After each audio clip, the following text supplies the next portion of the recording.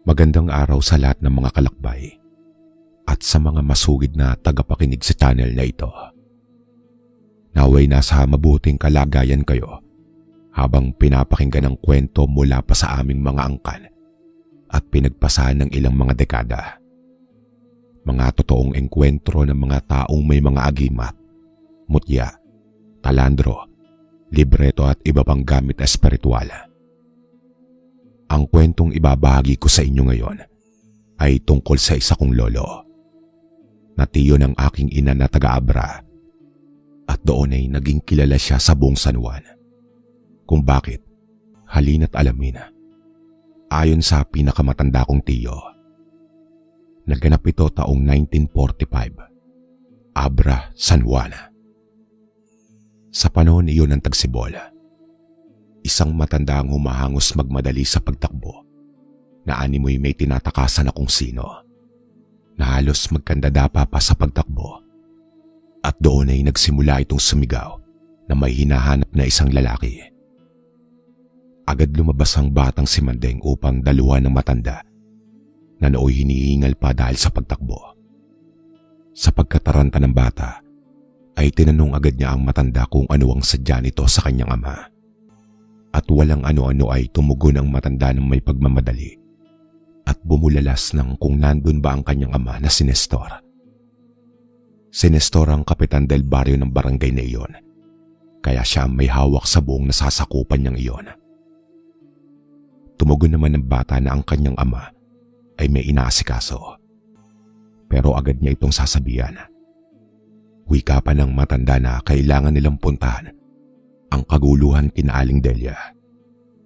Agad naman nagmadali si Mandeng sa pagtawag sa kanyang ama. Ilang sandali pa lamang ang nakalipas nang biglang dumating si Mandeng kasama ang ama nitong si Mang Nestor at ang matandang lalaki na si Temyong sa labas ng bahay ni Aling Delia. Agad-agad naman silang sinalubong ng matandang babae at sinabi ang sitwasyon, na ang lalaking barako na si Edong ay sobrang lasing na naman noong mga nakaraang araw at nangungursunada ito sa mga dumadaan ng mga motorista at mga kalugar na nung umalma ang mga ito ay agad nitong sinampal at dinagukan. Nakamakalawa lamang ay bigla nitong kukwelyuhan ng isang lalaki na papasok sa trabaho at dagli ang sinampal. Sabi pa ng matanda ay matagal ng perwisyo ang mga ito sa kanilang maliit na barangay at halos isukan na ito ng mga tao. Kung noong nakalipas ay nangungursunada pa lamang ito, ngayon naman ay may hawak na siyang itak na napakatalas at inaatake lahat ng makita nitong dumadaan dahil daw sa iniwan na siya ng kanyang asawa noong pang nakarang buwan sa kadahilan ng hindi na ito makatagal pa sa pag-uugali nito. Sabi pa ni Tandang Temyong na simula nang iwan si Edong ng kanyang asawa ay bigla itong naging mabalasik at palagi ang nagwawala, na halos wala nang makaawat sa taong ito. Pagdedetalya ni Mang Temyong sa nakikinig na si Mang Nestor. Matapos maglabas ng hinaing si Tandang Temyong ay agad naman nagbuntong hininga at humiling naman na sana ay matapos na ang ganitong suliranin sa kanilang barangay. Agad naman umismid si Mang Nestor dahil sa alam na pala ni Tandang Temyong ang mga pinaggagawa ng kabarangay na si Edong. Kaya naman inutusan ni Mang Nestor ang mga tanod na laging bisitahin at kamustahin si Edong. Subalit pati sila ay lagi nitong tinatalo at pinagbabantaan na tatagpasin kapag nakialam sa mga gawa nito. Ilang minuto ang lumipas ay naaktuhan ni Mang Nestor ang kasalukuyang nangyayari. Sa kumpulan ng mga taong usasero, narinig nila ang bulungan na kaya daw nagwawala na naman si Edong ay nang malaman na ang bagong kinakasama ng asawa nito at ipinalit sa kanya ang katrabaho nitong si Nitoy. Kaya nagpupuyos ito sa galit at hinabol ng taga ang kawawang lalaki na mukhang sinasabi naman ang katotohanan at pinatotohanan ng mga kakilala nito na kaya lamang kasama ni Nitoy ang asawa ni Edong ay dahil bumili ito ng isang kabang bigas at inihatid lamang ng lalaki sa kanilang bahay. Subalit sarado na ang isip ng lalaki dahil sa galit at puot. Nagulat din si Mang Nestor na matanaw nitong may 2 tanod na may tama ng gulok. Dahil sa pagawat at pagtatangkang pag-agaw ng itak rito, subalit sila ang napasama na habang gumagapang ang mga ito palayo sa insidente, ay siyang hinahabol ni Edong at sinipa at kung hindi naman ay dinuduraan. Nang makita nga yun ni Mang Nestor, ay agad na itong gumawa ng paraan upang matigil na ang kaguluhan. Mahinahon na tinawag ni Mang Nestor si Edong at tinanong kung anong problema. Agad naman itong sumagot at pilit na pinapalapit si Mang Nestor upang masabi dito ang problema. Sumenyas naman si Mang Nestor kay Manding upang gumilid at makalapit ang kapitan sa naghohoramentadong lalaki. Bumulong naman si Nestor kay Tandang Temyo na kapag lumapit siya ay agad nilang daluan ng 2 tanod na sugatan at tango naman ang isinagot ng matanda. Mahinahong lumakad palapit si Mang Nestor habang ang mga kamay nito ay nakataas. Subalit sa likod ng isipan nito ay kailangan niyang masolusyonan ang problemang si Edong. Pinakalma muna ni Mang Nestor si Edong. Subalit imbis na kumalma ay mura at panlilibak ang inabot niya sa lalaki. Nang makabuelo si Mang Nestor at umakmang dadakmain si Edong, ay sumigaw ito ng handa daw siyang pumatay dahil nakataya na pati ang buhay niya sa kanyang ginagawa. At doon nga ay may hinablot itong isang dalagita na nakikinod sa mga nagaganap. Nagpupupuyo sa takot ang dalagita at pinipilit na kumawala. Subalit mukhang hayok na si Edong na parang wala na itong naririnig. Habang iwinawas-iwas ang dala nitong itak, doon ay lalong gumulo ang sitwasyon dahil nagbabanta na itong pumatay. Kaya nagsimulang umusal si Mang Nestor ng mga buhay na salita at sa puntong napalingon si Edong ay agad itong sinuntok ni Mang Nestor sa balikat. Dahilan upang makabitaw ito sa hawak na bata. Laking gulat naman ni Edong na kung bakit napakabilis gumalaw ni Mang Nestor. Na tila ba isang kisap mata ay nawala. Umiktad naman si Edong. Subalit laking gulat niya na kahit anong pag-atake ay iniiwasan lamang ito ni Mang Nestor. Nang makakuha ng panimbang ay sinuwag ni Edong si Nestor at sa hindi inaasahang pangyayari ay nahuli niya ito. Nagsigawan ng mga tao dahil sa alam na nila ang mga susunod na mangyayari kay Nestor na kung hindi ito mapapatay ni Edong ay mapipinsala ito ng malala. Subalit laking gulat ng halos lahat ng taong nanonood na ang isang tagpas na pinakawalan ni Edong ay nagmistulang lamang na hampas ng isang patpat dahil sa tumalbog lamang ang kanyang itak sa likod ni Nestor. Ang iba pa nga ay napapikit ng kanika nilang mga mata. Muling nakapwesto si Edong at biglang tumapas ulit. Bumitaw ito ng 2 mabilis na hampas. Subalit gaya ng naunang pag-atake, ay tumalbog lamang ito sa katawan ni Nestor. Nakuha naman ni Nestor ang pagkakataong iyon na magulantang si Edong at siya naman ang nagpakawala ng isang matinding suntok na pinatama sa panga ng lalaki at sa puntong iyon hiyawan ang namutawi sa kapaligiran. Sa isang suntok na iyon ay ilang pulgada ang itinalsik ni Edong at humandusay na wala ng malay. Agad naman siyang dinakip ng mga barangay tanod at dinaluhan ang nooy si Mang Nestor na napaupo. Halos lumuwa ang mga mata ng mga nandon nang makita nilang napunit at mapula ang pwesto ng tinamaan ng itak ni Edong. Matapos naman ang pangyayaring iyon, ay nirespeto si Nestor ng halos lahat. Hindi dahil siya ang kapitan, kundi dahil sa mga nangyari. Ang hindi alam ng karamihan sa kanyang mga kabayan ay dito pala magsisimula ang tunay at kapanapanabik na kwento ng Lolo Nestor. At hindi alam ng kanyang mga kabayan na si Nestor ay isang antingero at retiradong pulis ng mga panahong iyon. Ayon pa sa aming mga angkan, ay may tangan siyang gamit na kung tawagin ay kabibi ng liwag. Ang kabibi ng liwag ay isang uri ng mutya na mahahanap mo lamang sa mga kasukalan ng gubat. Ang liwag ni Mang Nestor ay nakuha niya sa isang tagong yungib sa Mindanao. Sa pagkakatanda ko, kapag kapag ang taong nakakuha o napagkalooban ng mutyang ito ay magkakaroon ang taong iyon ng hindi masukat na tibay ng katawan, lakas, liksi, tapos may tagaliwa sa bala at patalim. Para sa mga hindi nakakaalam, hindi tatalaban ng kahit anong gamit na may talim o pumuputok gaya ng baril. Ayon naman kay Tio Raming, ay isa din daw siya miyembro ng grupong Lihim ng Mundo. Para sa mga hindi nakakaalam, ang grupong Lihim ng Mundo ay isang sama ng mga antingero na patuloy na nagsasaliksik o nag-aaral pa ng iba't ibang orasyon, talandro, libreto, mga buhay na salita, insignia at ibang gamit. Halos lahat ng miyembro nito ay may mga dekalibre at ubod ng lalakas, at halos lahat sa kanila ay hindi tinatablan ng kahit anong uri ng patalim at bala ng baril na kung tawagin ay kabal sa balat o katawan.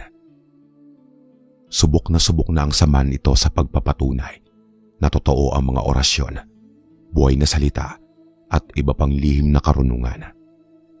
At ang pinakamatindi daw na laban ni Mang Nestor ay nang mapasabak ito sa isang pamilya ng abwak. Isang aswang na may kakayahang lumubog sa lupa. Ginagamit ng abwak ang kanilang matatalas na kuko upang mabilis na humukay at mangsilo ng biktima. Ayon sa mga nakakaalam ng diskarte ng mga nilalang na ito, ay mag-iiwan daw sila ng isang gabundok na tambak ng lupa upang paglaruan ng mga bata. At kapag nahulog ang mga ito sa gitna, ay yun na din ang magiging katapusan ng kanyang mga mabibiktima. Kwento naman ng Tio Toto ay nung imbitan daw si Mang Nestor sa isang kasiyan sa kabilang bayan, ay nagkaroon ito ng isang kaalitan na kinahantungan sa hindi maganda. Ang nakaalitan ni Mang Nestor ay ang mayabang na lasing at ang pangalan nito ay Rigor. Habang naglalakad si Mang Nestor ay natabing niya ng hindi sinasadya si Rigor. Kaya agad naman itong humingi ng pasensya. Subalit nung makita ni Rigor na ang pangangatawan ni Mang Nestor ay matino, dito ay bigla na siyang nagsisisigaw at nagpayabang. Doon ay sinimulan niya ng asar-asarin si Mang Nestor. Subalit kahit anong pambubuwis ang ginawa niya, ay hindi naman siya pinapansin ng Ginoo.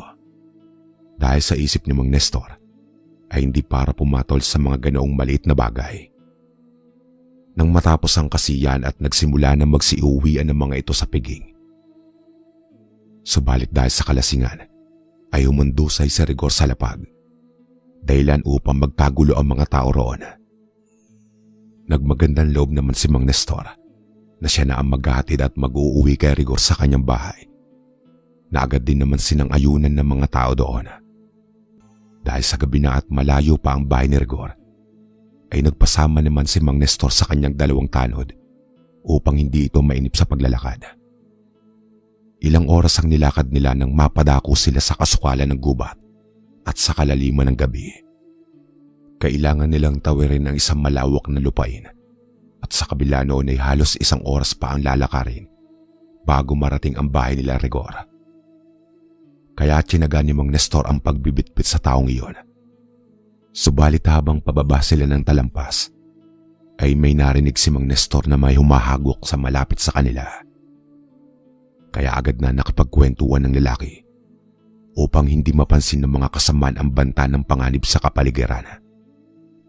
Panay mga nakakatuwang mga kwento ang pinapatungkulan nito at maririnig mo ang mahihinang hagikikan ng mga kasamaan nito.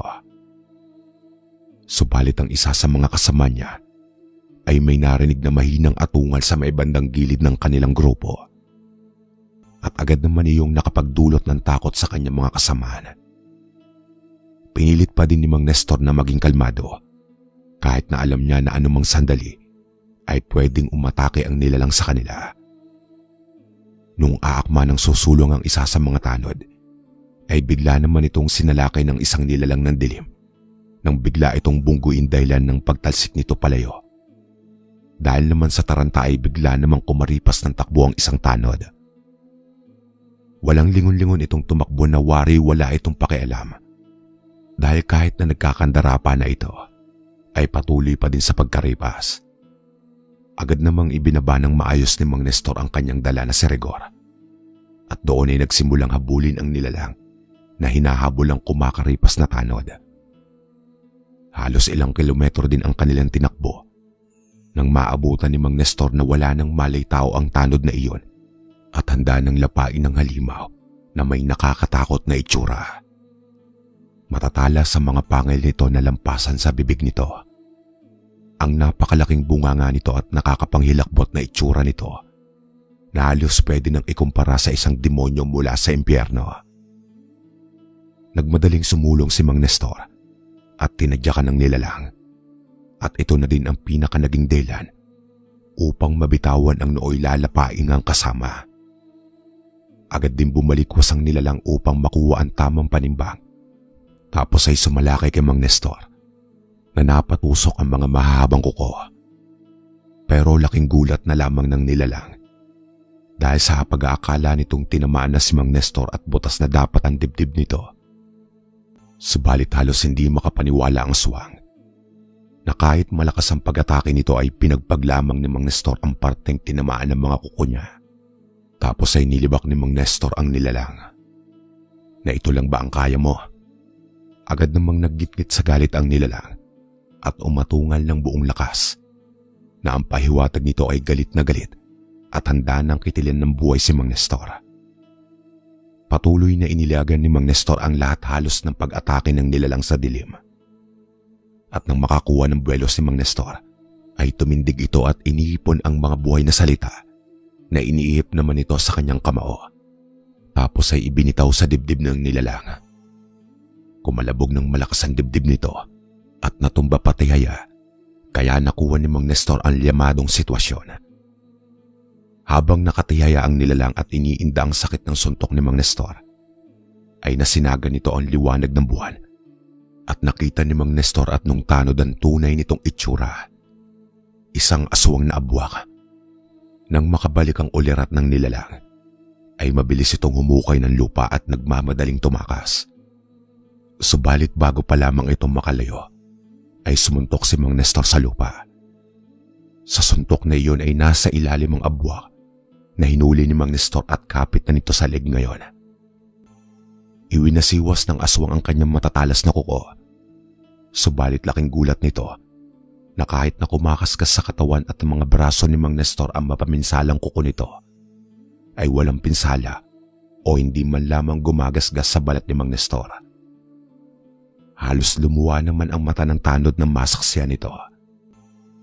Habang nakahawak si Mang Nestor sa leeg ng nilalang at nakataas ito ay bigla na namang may sumalpok sa kinaroroonan ni Mang Nestor at agad siyang tumalsik ng ilang pulgada.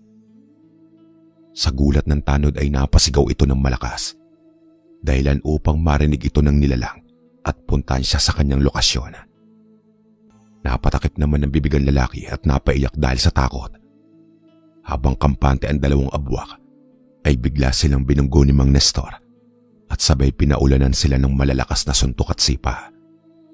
2 laban sa 1. Yan ang bagay na naglalaro sa isipan ni Mang Nestor ng mga panahon na iyon. Pero iwinaksi niya ang kanyang agam-agam at patuloy siya nagtiwala sa Poong may kapal na hindi siya pababayaan nito. Kaya pilit niyang nilakasan ang kanyang kalooban. Patuloy din ang pag-uusal niya ng mga salitang buhay upang tumaas ang proteksyon niya. Nagtaas ulit siya ng Bako General at poder pangkalahatan at walang takot na nakipagsabayan sa dalawang abwak. Kahit na matibay ang balat at katawan ni Mang Nestor at kung patuloy itong magkakamit ng paulit-ulit na pinsala, ay baka bumigay na din ito kalaunan. Isinaalang-alang naman ni Mang Nestor ang ulo niya na huwag matamaan o mapinsala. Dahil isang pagkahilo lamang o mawala ang focus nito sa laban ay tiyak ang kanyang katapusan. 1 minuto ang palitan ng mga suntok, kalmot, hampas, sipa at kung ano-anong uri ng pag-atake. Subalit lahat ng iyon ay sinalo lamang ng katawan ni Mang Nestor. Napalood na din ito dahil sa liksi ng bagong dating na abwak. Hindi niya inaasahan na mas malakas pa ito kaysa sa nauna nitong katunggali. Agad naman niyang dinampot ang isang malaking bato at ipinukol sa nooy patuwad-tuwad na nilalang. Nang matamaan nito ay umatungal ng sigaw bago tumumba Subalit ang isang malakas na aswang na kanyang nakatagisan lang ng lakas ay patuloy sa pag-amba at pag-ikot. Naghahanap lamang ito ng tiyempo kung kailan niya masisilo o mapapatay ang lalaki. Subalit hindi nagpapatinag si Mang Nestor at tinamo niya ang abwak na atakihin siya nang malaman nito ang posibleng mangyari sa kung aatake siya. Muling sumugod ng buong lakas si Mang Nestor habang dinakot ang magkabilang kamay ng abwak, at nang matalo niya ito sa pakikipagpambuno ay iwinasiwas niya ang buong katawan nito at inihagis sa isang malaking puno. Matapos ito ay umalingaw-ngaw ang ilang beses na putok ng baril at kalaunay nagdagsaan na ang mga tao na mula sa kung saan-saan upang tulungan ang nooy nakasalampak na si Mang Nestor. Agad siyang binigyan ng paunang lunas ng mga taong nakaresponde at ang iba naman ay walang takot na tinugis ang nooy 2 patakas na abwak. Ayon sa kwento ay nasibat daw ito ng isang lalaking antingero din na ang sibat nito ay may sima na mula sa buntot ng pagi. Nang tamaan ay ubod na lakas ng impit na sigaw ang inatungal ng abwak at sa puntong iyon ay unti-unti nang nanghihina ang aswang na ito. Kaya kinagat na ng isang abwak ang walang malay na katawan ng kasama nito at hinatak sa may buho o yung butas na ginawa nila upang makatakas sa kamay ng mga taong iyon. Dahil sa liksi at hindi na malaman na direksyon sa ilalim ng lupa ay nakatakas ang 2 abwak at hindi na muling nakita pa. Agad namang dinala sa ospital si Mang Nestor at ang nooy lasing na si Rigor. Dahil ayon sa tanod na nakahingi ng tulong sa mga tao sa bayan na iyon, ay wala daw tama si Mang Nestor. Sugat o galos man lang. Subalit madaming pasa ang katawan nito. Bagaman hindi tumatalab ang saksak, hiwa at kung ano paman ay paniguradong tatalab ang malakas na suntok sa katawan ng lalaki. Ilang linggo ang nakalipas, ay nabalitaan ng anak ni Nestor na si Mandeng ang bansag sa kanyang ama. Nestor Acero. Yan ang itinawag sa kanya mula nang maganap ang insidenteng iyon. Ikinataba naman ng puso ni Mang Nestor ang pagrespeto sa kanya ng karamihan sa loob at labas ng bayan nila. 3 araw ang makalipas ay inilunsad ni Mang Nestor ang layunin sa kanyang mga kabarangay na kailangang hanapin ang isang batang nawawala na may 2 araw na nang huli itong makita ng kanyang mga mahal sa buhay. Bumuo si Mang Nestor ng 3 pangkat na binubuo ng 4 hanggang 5 katao na susuyod sa lugar kung saan ito huling nakita. Pagputok pa lang ng araw, ay lumakad na ang grupo kasama ang mismong kapitan del baryo nilang si Mang Nestor. Sabi ng iilan ang mga magulang daw ng batang nawawala ay nagtatrabaho sa ibang bansa, kaya hindi nabantayang maigi ito. At sabi naman ng lola nitong nagsisilbing taga-alaga nito, ay nawaglit lamang ito sa kanyang paningin, ay bigla na itong nawala. Halos atakihin daw siya sa puso nang hindi niya na ito makita.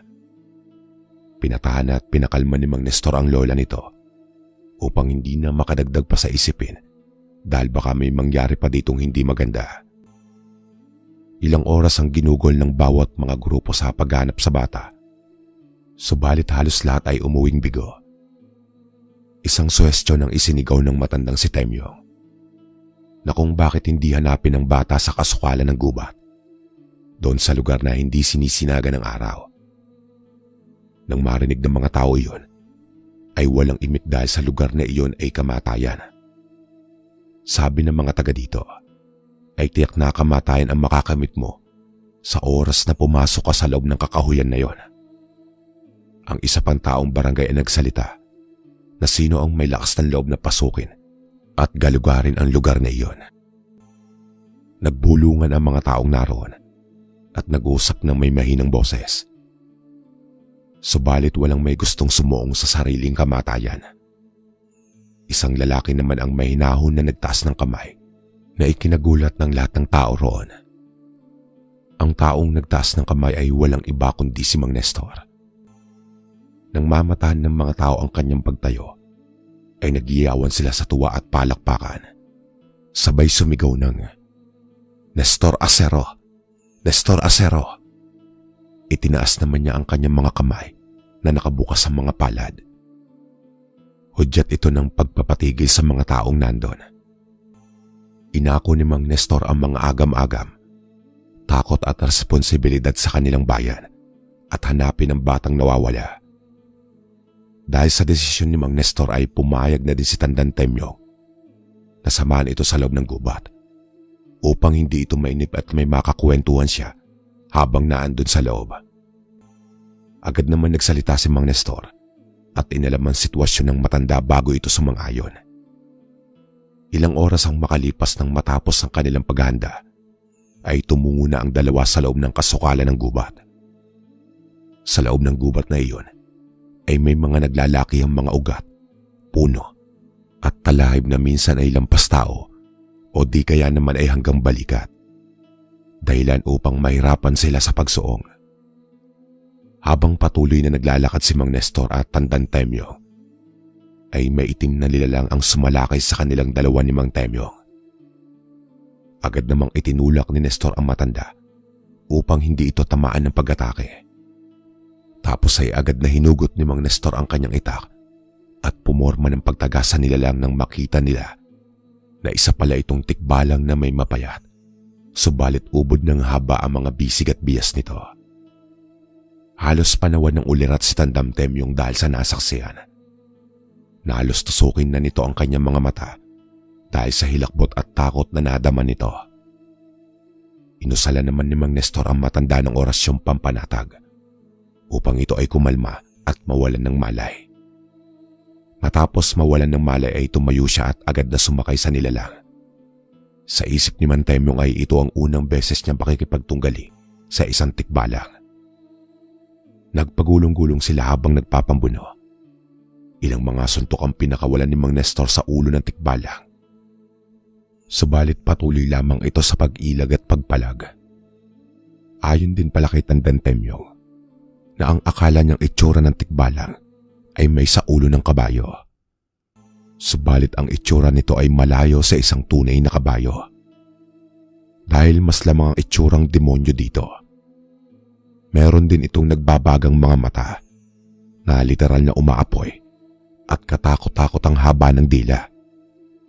Sinubukan naman tadyakan ni Mang Nestor ang tikbalang at nang matamaan niya ito ay agad itong bumalikwas at sumugod na naman. Pero hindi na ito binigyan ng pagkakataon ni Mang Nestor dahil siya na mismo ang namuwersa at bumunggo sa nilalang. Sa lakas ng pagbunggo ni Mang Nestor ay tumilapo ng tikbalang ng ilang mga pulgada. Napansin din ni Mang Nestor na nabali ang kanang braso nito. Kaya bumuelo ulit siya upang umatake. Subalit bago pa ito makaatake, ay sinalakay naman siya ng isang nilalang na kung tawagin ay kilat. Isa itong uri ng engkantong gubat. Mukha itong aso subalit may mga matatalas at delikadong mga pangil. Ganun na din ang kuko at ang pinakadelikado sa engkantong ito ay ang dila.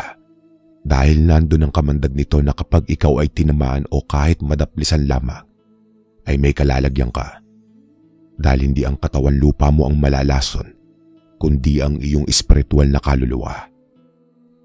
Inuumang naman ni Mang Nestor ang kanyang gulok na kumikinang pasatalas. Umatungal ang kilat ng isang sigaw. Tapos ay napuluputan si Mang Nestor ng mga baging na mula sa lupa at pati na rin sa kanyang mga kamay. Inusal niya ang bakod at poder ng Haring Atardar. Matapos iyon ay pinuwersa niyang kumawala at agad siyang nakapiglas. Kaya dalian niyang tinagpas ang kilat. Subalit daplis lamang ang nagawa nitong pinsala dahil sa pumulupot sa kanyang kamay ang kumpol ng baging upang mapahinto ang atake nito. Halos daplis lamang sa tenga ang nagawa niya. Kaya inulit niya ang proseso ng Haring Atardar at sa tuwing nakakapiglas ito ay tatangkain niyang patamaan ng nilalang. Ilang ulit, ilang beses, ilang pagkakataon ng sa wakas ay matagpas nito ang tenga ng nilalang. Dahilan upang ito ay umatras at matumba. Subalit ang tikbalang naman ang kumana dahil pinilit nitong maagaw ang gulok. Nang bigla niya itong sadyang ipakuha sa tikbalang. Nang mahablot nito ang hawakan ay agad umusok ang kamay ng nilalang dahil sa benditado ng banal na tubig at langis ang buong gulok. Agad naman itong nabitawan ng nilalang at umatungal sa pagsingap na waring labis na nasaktan. Habang umuusok ang kamay ng halimaw, ay biglang sinugod ito ni Mang Nestor at inundayan ng ilang umaatikabong suntok at lahat iyon ay sinalo ng payat na tikbalang. Lumupaypay ito dahil sa tindi ng natamong pinsala at ang kilat naman ay dahan-dahang umatras na animoy hindi na ito lalaban. Labis na napatanong sa sarili si Mang Nestor kung bakit ang dalawang nilalang ay gustong-gusto siya malupig at matalo. Tila ba may nag-uutos sa mga itong kitilan sila ng buhay. Kinausap niya ang tikbalang at sinubukang pakalmain. Sumagot naman ang tikbalang na wala daw sino mang mortal ang maaaring pumasok sa lugar na iyon dahil ito ay isang sagradong tahanan ng mga engkantong itim. Wala naman silang balak manggulo. Ayaw lang talaga nila ng away. Kaya kung mamarapatin ng lahat ng titigil o mapapadaan doon, ay kailangang parusahan. Depende sa bigat ng ginawa sa kanila o mas masakit na parusa ay kitilan ng buhay ang kung sino mang pangaas. Napakunot ng noo ang Ginoo dahil sa mga baluktot na paniniwala ng mga elementong itim. Tinanong niya ang mga ito kung may naligaw na daw isang bata sa lugar na iyon. Tumindig ng may pagkamatikas na posturo ang tikbalang at sinabing walang bata ang napadpad sa lugar na iyon. Kinausap ni Mang Nestor ang tikbalang at ang kilat na wala siyang balak na masama sa loob ng kakahuyan. Nandun lamang sila upang hanapin ang batang nawawala. Mayabang na sumagot naman ang kilat na wala ang batang hinahanap niya doon. Matapos na masigurado ay may pag-iingat pa din na lumakad patalikod si Nestor. Dahil sa baka siya ay nilalansi lamang ng dalawang iyon at bigla siyang atakin sa likod. Hawak-hawak niya ang kamay ni Tandang Temyong habang itinutulak upang makalabas sila sa mga puno. Halos mamatay na ang matanda sa kaba, kilabot at pagod na niranas niya doon sa loob ng itim na gubat. At laking pasasalamat nito na buhay pa din silang nakalabas. Matapos makalabas sina Tandang Temyong at Nestor sa lugar ng itim na kagubatan, ay naisipan na lang nilang bumalik sa himpilan ng barangay upang magulat sa mga naganap at nangyari sa lakad nila ni Temyong. Habang naglalakad pabalik ay nagulat sila dahil sa kung bakit napakaraming tao sa labas at mistulang nagkakagulo. Naharang ni Tatang ang isang binatilyong nagmamadali at tinanong kung anong sitwasyon ang kanilang kinasasangkutan.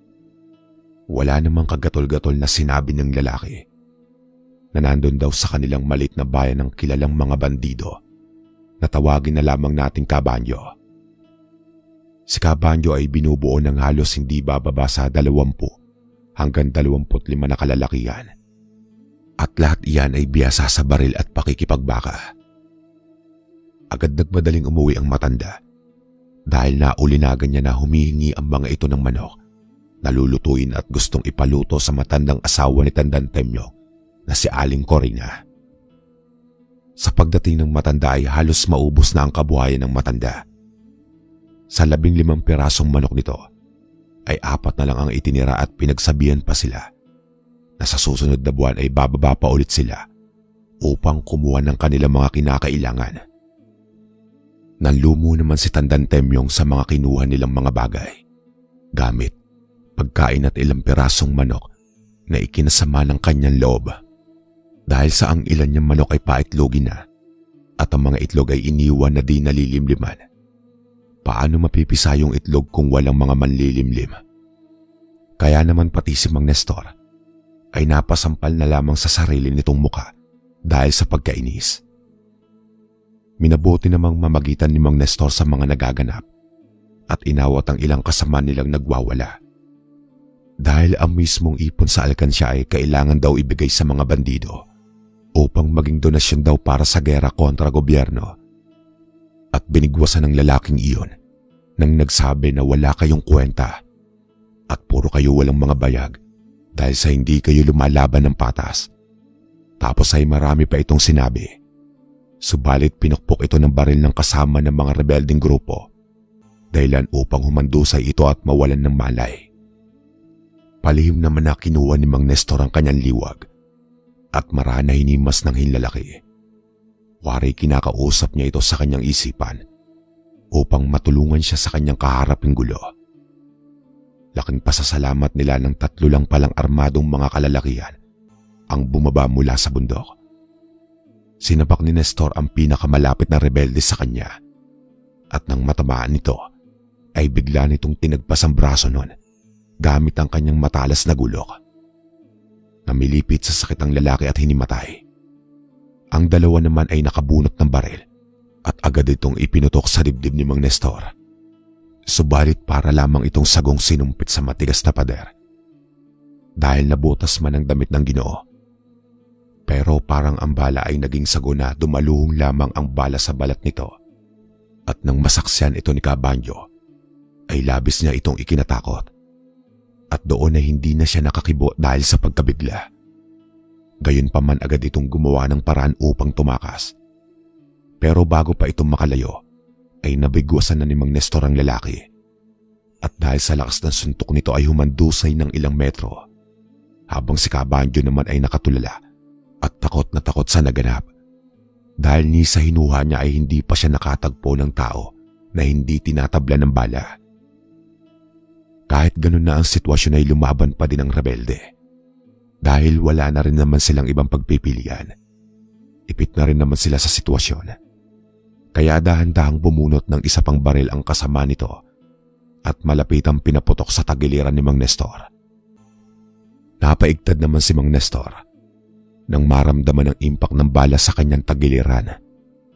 Pero kahit ganun na ang nangyari ay hinablot ni Mang Nestor ang lalaki at binigyan ng isang malakas na headbutt dahilan upang mahilo ito at mawalan ng malay.